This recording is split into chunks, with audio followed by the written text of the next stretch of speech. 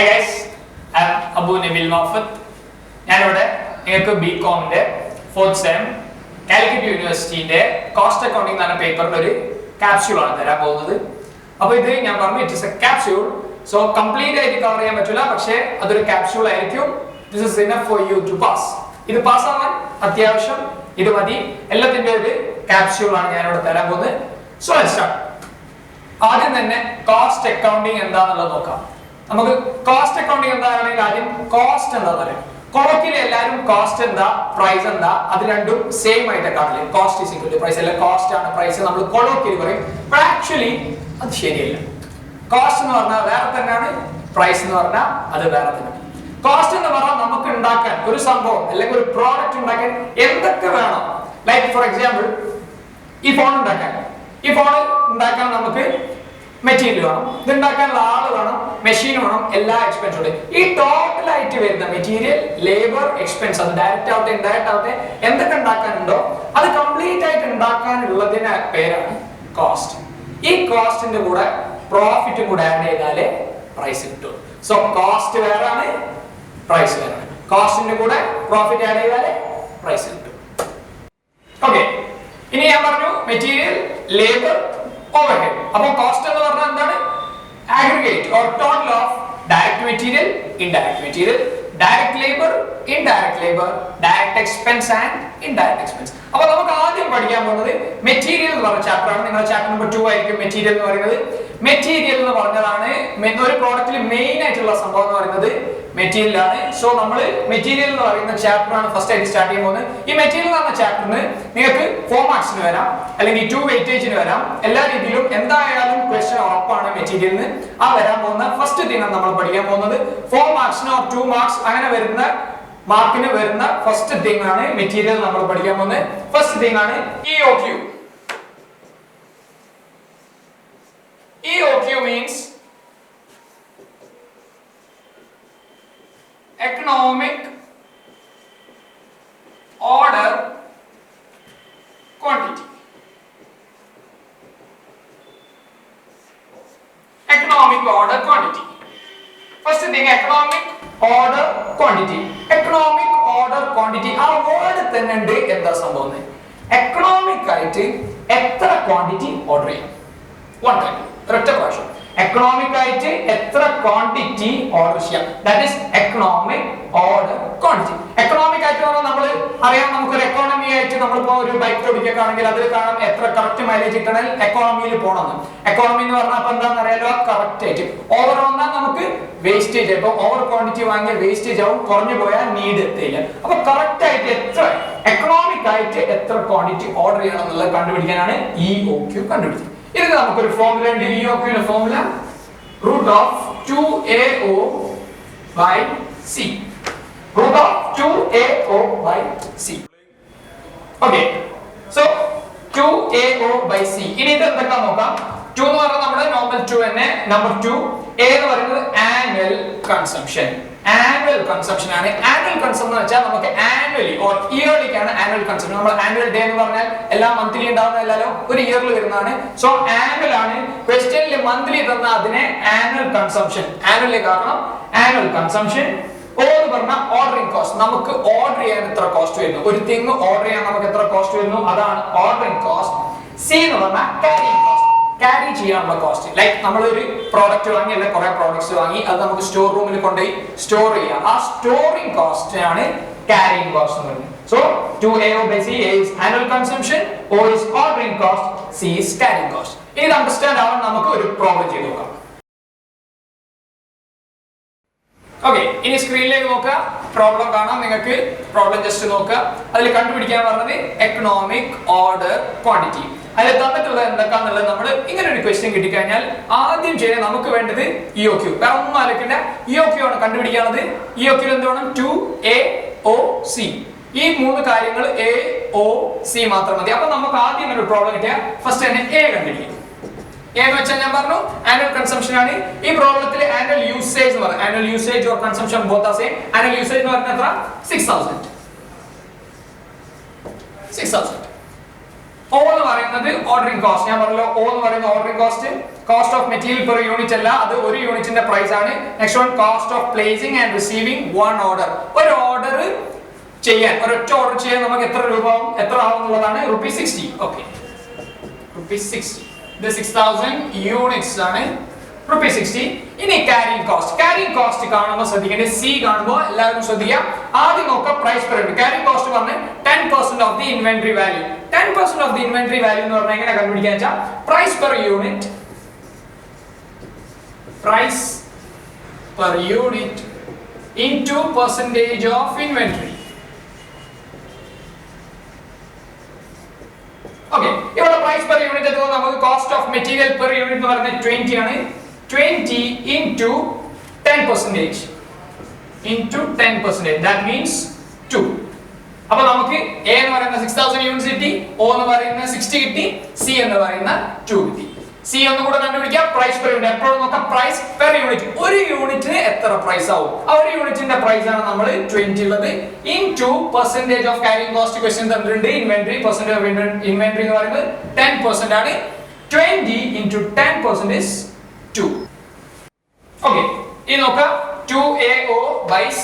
അപ്പോൾ 2A നമ്മൾ കണ്ടുപിടിച്ചു 6000 units into 6000 into ordering cost ആണ് 60. O എന്ന് പറയുന്നത് 60 ആണ്, divided by carrying cost കണ്ടുപിടിച്ചു 2.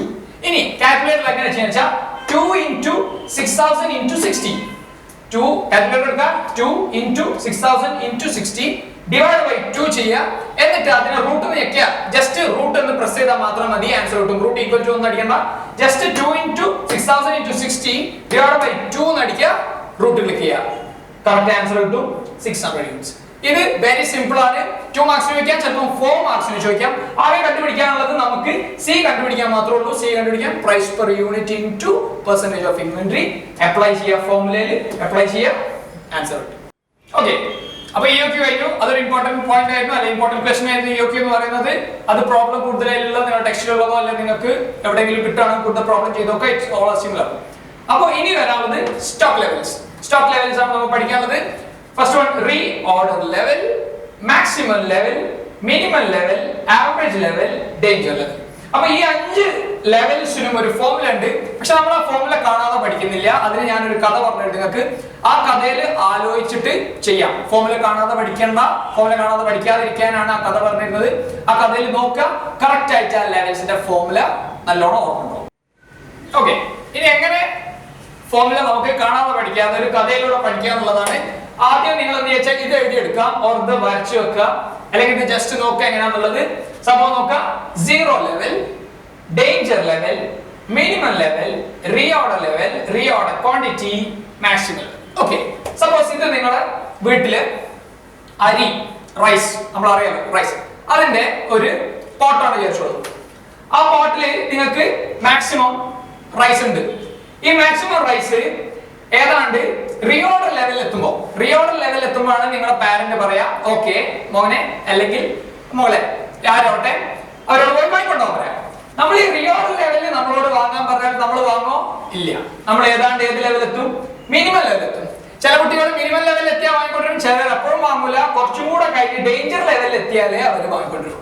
സോ ആലോചിച്ച് വെക്കാൻ വേണ്ടിയിട്ടാണ് പറഞ്ഞത്. മാക്സിമം ഉള്ള തിങ് ആണ് നമുക്ക് റീഓർഡർ ലെവൽ എന്ന് പറഞ്ഞാൽ നമുക്ക് അഗൈൻ റീഓർഡർ ചെയ്യാനുള്ള ലെവൽ. ആ ഓർഡർ കഴിഞ്ഞാൽ നമുക്ക് മിനിമം ലെവൽ ഉണ്ട് ആൻഡ് ഡേഞ്ചർ ലെവൽ 0 ലെവൽ. ഇനി ഓരോ ഫോർമുലയും ഓരോ ലെവൽസ് നമ്മൾ പഠിക്കാൻ പോകുന്നത്. ഓക്കെ, അപ്പൊ ഫസ്റ്റ് തിങ് ആണ് റീഓർഡർ ലെവൽ. ഏതൊരു ക്വസ്റ്റ്യൻ കിട്ടിയാലും ആദ്യം നിങ്ങൾ ചെയ്യേണ്ടത് റീഓർഡർ ലെവൽ ആണ്. കാരണം റീഓർഡർ ലെവൽ ചെയ്താലേ ബാക്കി എല്ലാ ലെവൽസും നോർമലി ക്വസ്റ്റ്യനിൽ കിട്ടുള്ളൂ. So first one is reorder level. Reorder ലെവലിന്റെ formula maximum consumption to maximum lead time.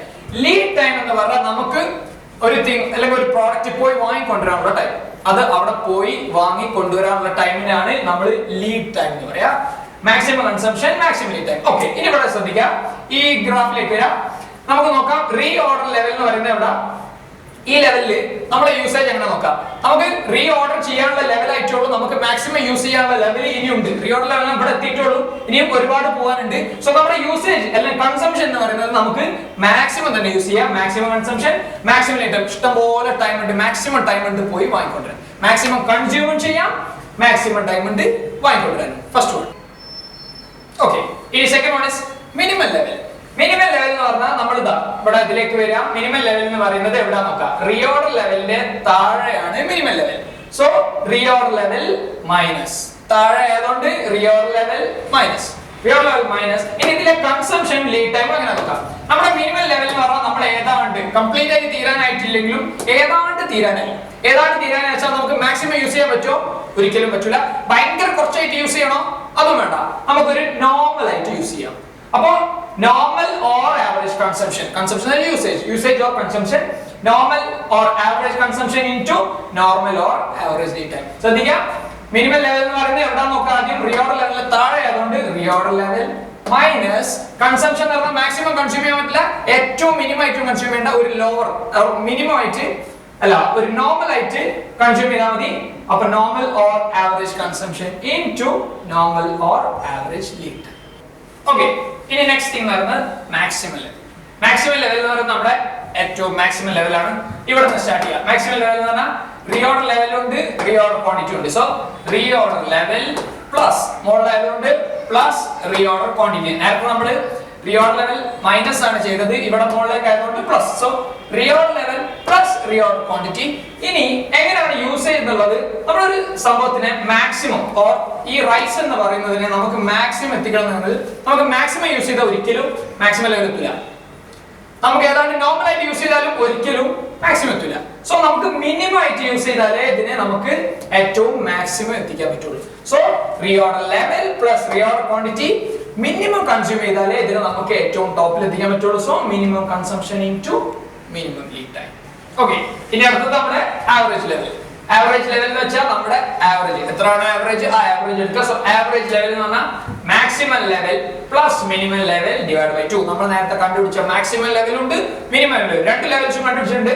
അതിന്റെ ഇടയിൽ വരുന്ന ഓർ അതിന്റെ ആവറേജ് ആണ് എന്ത് പറയുന്നത്, average level. So maximum level plus minimum level divide by 2 ആണ് ആവറേജ് ലെവൽ. ഓക്കെ, ഇനി ലാസ്റ്റ് വൺ ആണ് ഡേഞ്ചർ ലെവൽ. ഡേഞ്ചർ ആണ് നമ്മുടെ ഇവിടെ ഏറ്റവും സീറോ കഴിഞ്ഞ സീറോ വെച്ചാൽ ഒന്നുമില്ല, അതിന്റെ തൊട്ടടുത്തുള്ള ലെവലാണെന്ന് പറഞ്ഞാൽ ഡേഞ്ചർ ലെവൽ. നമ്മുടെ ഡേഞ്ചർ ലെവൽ എത്തി ഏതാണ്ട് തീരാനായി. നമ്മുടെ റൈസ് ഞാൻ നേരത്തെ പറഞ്ഞ റൈസ് എന്ന് പറയുന്നത് തീരാനായി. ഓക്കെ, ഇനി സപ്പോസ് നിങ്ങളുടെ വീട്ടിൽ ഗസ്റ്റ് വരും, ഒരു ഗസ്റ്റ് വരുന്നു. ഗസ്റ്റ് വരുമ്പോഴാണ് നിങ്ങൾക്ക് ഡേഞ്ചർ ലെവലാണുള്ളത്, ഡേഞ്ചർ ലെവലാണ് സംഭവം ഉള്ളത്, എന്നാലും കുറച്ച് യൂസ് ചെയ്യാറുണ്ട്. അപ്പൊ അവരെ കാണിക്കാൻ വേണ്ടി നമുക്ക് മിനിമം ആണെന്ന് കാണിച്ചാൽ അവരുടെ ഇടയിൽ നമുക്കൊരു മോശമാവും. സോ നമ്മൾ എന്ത് ചെയ്യുന്ന വെച്ചാൽ നോർമൽ കൺസംഷൻ, നോർമൽ ആയിട്ട് നമ്മുടെ കയ്യിൽ കൺസംഷൻ ഉണ്ട് എന്നുള്ളത് കാണിക്കും. Lead time for emergency purchase, danger ലെവലിൽ എത്തി, ഇനി നമുക്ക് എമർജൻസി ആയിട്ട് വാങ്ങിക്കൊണ്ടു വന്നാലേ സംഭവം കൊടുക്കുള്ളൂ. സോ അല്ലെങ്കിൽ ഡേഞ്ചർ ലെവലിൽ എത്തിയാൽ നിങ്ങളുടെ ഗസ്റ്റ് വന്നു വിചാരിക്കുക, ആ ഗസ്റ്റ് വന്നപ്പോൾ നിങ്ങൾക്ക് നോർമൽ കൺസംഷനെ കാണിക്കാൻ പറ്റുള്ളൂ, ഏറ്റവും ലോ ലെവലിലാണ് കാണിക്കുക, അല്ലെങ്കിൽ മിനിമം കൺസംഷൻ ആണ് എന്നുള്ളത് കാണിച്ചു കഴിഞ്ഞാൽ അത് നിങ്ങൾക്ക് മോശമാണ്. സോ നമ്മൾ നോർമൽ കൺസംഷൻ കാണിക്കും, എന്നിട്ട് lead time for emergency purchase, പെട്ടെന്ന് പോയി വാങ്ങിക്കൊണ്ടിരാനുള്ള ടൈം നമ്മുടെ കയ്യിലുണ്ട്. ഓക്കെ, ഇനി ക്വസ്റ്റ്യനിലേക്ക് നോക്കാം. അതിൽ നമ്മളോട് കുറച്ച് ഡേറ്റ തന്നിട്ടുണ്ട്. എന്നിട്ട് നമ്മൾ കണ്ടുപിടിക്കാവുന്ന real level, minimum level, maximum level, average level. ഈ 4 ലെവൽസ് നമ്മൾ നേരത്തെ ചെയ്ത പോലെ ഇതിൽ എമർജൻസി തന്നിട്ടില്ല, അതായത് ഡേഞ്ചർ ലെവൽ ഇല്ല. അപ്പൊ നമുക്ക് 4 ലെവൽ, ഫസ്റ്റ് 4 ലെവൽ കണ്ടുപിടിക്കാം. ഫസ്റ്റ് ലെവൽ എന്താ, ഞാൻ നേരത്തെ പറഞ്ഞിട്ടുണ്ട്, ഫസ്റ്റ് ലെവൽ എപ്പോഴും റീഓർഡർ ലെവൽ കണ്ടുപിടിക്കണം. റീഓർഡർ ലെവലിന്റെ ഫോർമുല എന്ന് പറയുന്നത് maximum consumption into maximum lead time. അപ്പൊ ക്വസ്റ്റ്യനിലേക്ക് നോക്കാം. Maximum consumption or maximum usage ഉണ്ട് 75 per week each. 75 എന്ന് പറഞ്ഞാൽ 75 എടുക്കുക into maximum lead time. Lead time എന്ന് പറയുന്നതും റീഓർഡർ പീരീഡ് എന്ന് പറയുന്നതും സെയിം ആണ്, രണ്ട് ഈക്വൽ ആണ്. ലീഡ് ടൈം എന്ന് പറഞ്ഞാലും റീഓർഡർ പീരീഡ് എന്ന് പറഞ്ഞാലും സെയിം ആണ്. റീഓർഡർ പീരീഡിലേക്ക് നോക്കാം. ഞാൻ ഒറ്റ പ്രോഡക്റ്റിന്റെ ചെയ്യുന്നുള്ളൂ, നെക്സ്റ്റ് പ്രോഡക്റ്റ് നിങ്ങൾ തന്നെ ചെയ്ത് നോക്കണം. ഒരു പ്രോഡക്റ്റ് ഏതാണ് ഞാൻ ഇവിടെ ചെയ്യുന്നത്, പ്രോഡക്റ്റ് ഏന്റെ നോക്കാം. Reorder period A 4 to 6 weeks. 4 to 6 weeks ആണ്. 4 എന്ന് പറയുന്നതാണ് മിനിമം ലീഡ് ടൈം, 6 എന്ന് പറയുന്നത് മാക്സിമം ലീഡ് ടൈം. നമുക്ക് ഇവിടെ വേണ്ടത് മാക്സിമം ലീഡ് ടൈം ആണ്. So 75 into 6 is 450 units. Okay, ഇനി അടുത്തത് മിനിമം ലെവൽ. മിനിമം ലെവലിന്റെ ഫോർമുല നമ്മൾ എഴുതി, reorder level minus normal consumption into normal lead time. Okay, reorder level നമ്മൾ നേരത്തെ കണ്ടുപിടിച്ചു 450 എന്ന് പറയുന്നത് നമ്മൾ നേരത്തെ കണ്ടുപിടിച്ച reorder level ആണ്. അത് നേരെ എടുത്ത് അപ്ലൈ ചെയ്യാം 450 മൈനസ് normal consumption. നമ്മൾ ക്വസ്റ്റ്യനിൽ normal consumption തന്നിട്ടുണ്ടോ, normal usage എന്ന് പറഞ്ഞിട്ട് ഒരു 50 തന്നിട്ടുണ്ടല്ലോ, 50 തന്നിട്ടുണ്ട്. നമുക്ക് normal usage എന്ന് പറഞ്ഞിട്ട് ഒരു 50 തന്നിട്ടുണ്ട്. ഇനി normal lead time, normal ഞാൻ നേരത്തെ പറഞ്ഞു normal or average lead time. normal എന്ന് തന്നാലും average എന്ന് തന്നാലും നമുക്ക് തന്നത് 6 ആണ്.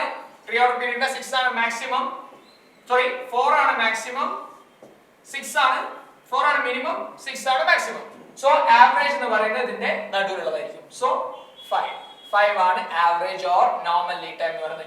4 മിനിമം 6 മാക്സിമം ആവറേജ് എത്ര ആയിരിക്കും 5. 4 plus 6 divided by 2 ചെയ്താൽ മതി averaging time. So 50 into 5. So 450 reorder level നേരത്തെ കണ്ടുപിടിച്ചു. നോർമൽ കൺസംഷൻ ക്വസ്റ്റ്യനിൽ ഡയറക്റ്റ് ആയിട്ട് തന്നിട്ടുണ്ട്. നോർമൽ ലീഡ് ടൈം നമ്മൾ കണ്ടുപിടിക്കുക 4 to 6 ആണ്. സോ അതിന്റെ ആവറേജ് എന്ന് പറയുന്നത് 5 ആയിരിക്കും. 450 minus 250 is equal to 200 units. Okay, ഇനി നെക്സ്റ്റ് മാക്സിമം ലെവൽ. മാക്സിമം ലെവലിന്റെ ഫോർമുല ഉണ്ട്. Reorder level plus reorder quantity minus minimum consumption into minimum lead time. നമ്മൾ നേരത്തെ പറഞ്ഞ ഫോർമുല ആണ്. റിയോർഡ് ലെവൽ നമ്മൾ നേരത്തെ കണ്ടുപിടിച്ചു 450. റിയോർഡ് ക്വാണ്ടിറ്റി ക്വസ്റ്റ്യനിൽ നേരത്തെ തന്നിട്ടുണ്ട് 300 മൈനസ് മിനിമം കൺസംഷൻ ക്വസ്റ്റ്യനിൽ തന്നിട്ടുണ്ട് മിനിമം യൂസേജ് എന്ന് പറഞ്ഞിട്ട് 25. മിനിമം ലീഡ് ടൈം എന്ന് പറയുന്നത് നമ്മുടെ റിയോർഡ് പീരീഡ് എന്ന് പറഞ്ഞാൽ 4 to 6 ആണ്. 4 to 6 എന്ന് വെച്ചാൽ 4 ആണ് minimum, 6 is maximum. So 4 is the minimum lead time. Therefore 450 plus 300 minus 25 into 4. ഇനി ബോഡ് മാസ് റൂൾ അപ്ലൈ ചെയ്യണം. നമ്മൾ ആദ്യം ബ്രാക്കറ്റ്സ് ഓഫ് ചെയ്യണം. അപ്പോൾ 25 into 4 എന്നുള്ളത് ചെയ്യാം. 25 into 4 is 100. ഇനി ഇത് ചെയ്യാം 450 plus 300 ചെയ്യാം. ആദ്യം ഇത് ചെയ്ത് നോക്കാം. 100 എന്നുള്ള ഇത് നോക്കാം. 450 plus 300 is 750. Therefore 750 minus 100 is equal to 650 units. Okay, ഇനി ലാസ്റ്റ് വൺ ആണ് ആവറേജ് ലെവൽ. ആവറേജ് ലെവലിന്റെ ഫോർമുല നമ്മൾ പറഞ്ഞു maximum level plus minimum level divide by 2. Maximum level നമ്മൾ കണ്ടുപിടിച്ചു 650. മിനിമം ലെവൽ നമ്മൾ കണ്ടുപിടിച്ചു 200 divide by 2. So 850 divided by 2 is 425 units. Problem കഴിഞ്ഞു. ഈ ഒക്കെ നമ്മൾ നേരത്തെ ചെയ്തു കഴിഞ്ഞു. പ്രോബ്ലം സ്റ്റോക്ക് ലെവലിന്റെ പ്രോബ്ലം ചെയ്തു കഴിഞ്ഞു കംപ്ലീറ്റ്. അപ്പോൾ മെറ്റീരിയൽ എന്ന് പറയുന്ന ചാപ്റ്ററിന്റെ മെയിൻ തിങ്സ് ആയ ഈ ഒക്കെ നമ്മൾ പഠിച്ചു, സ്റ്റോക്ക് ലെവൽ നമ്മൾ പഠിച്ചു കഴിഞ്ഞു. ഇതിൽ ഇനി വരാൻ ഓവർ ഇമ്പോർട്ടന്റ് ആയിട്ടുള്ളതല്ല, ഇത് രണ്ടുമാണ് ഇപ്രാവശ്യം വരാൻ ഇൻഷാല്ലാഹ് കൂടുതൽ ഇമ്പോർട്ടന്റ് ആയിട്ടുള്ളതാണ് നമ്മൾ പഠിച്ചു കഴിഞ്ഞത്. ഇനി നെക്സ്റ്റ് ചാപ്റ്റേഴ്സ് എന്ന് പറയുന്നത് അടുത്തതിൽ വരും. നെക്സ്റ്റ് വീഡിയോയിലാണ് അടുത്ത ചാപ്റ്റേഴ്സ് ഉണ്ടാവുക. ഈ ചാപ്റ്ററിന്റെ പ്രോബ്ലം നിങ്ങൾ ചെയ്തു നോക്കാം. ഇനി നിങ്ങൾക്ക് കൂടുതലായിട്ട് പ്രോബ്ലം കിട്ടണം എന്നുണ്ടെങ്കിൽ അല്ലെങ്കിൽ ഡൗട്ട്സ് ഇതിന് റിഗാർഡ് ചെയ്യുന്നുണ്ടെന്നുണ്ടെങ്കിൽ നമ്മുടെ ഫോൺ നമ്പറിലേക്ക് വിളിക്കുക 7356102202. ഇതിലേക്ക് വാട്സ്ആപ്പിലെ voice message or text message അയക്കാം. കോളിൽ ചെയ്യേണ്ടത് വാട്സ്ആപ്പിൽ വോയിസ് മെസ്സേജ് അയക്കുക അല്ലെങ്കിൽ ടെക്സ്റ്റ് മെസ്സേജ് അയക്കുക. നിങ്ങൾക്ക് ക്വസ്റ്റ്യനിൽ വല്ല ഡൗട്ട് ഉണ്ടെങ്കിലോ ഓർ ഫർദർ ക്വസ്റ്റ്യൻസ് കിട്ടണമെന്നുണ്ടെങ്കിലോ.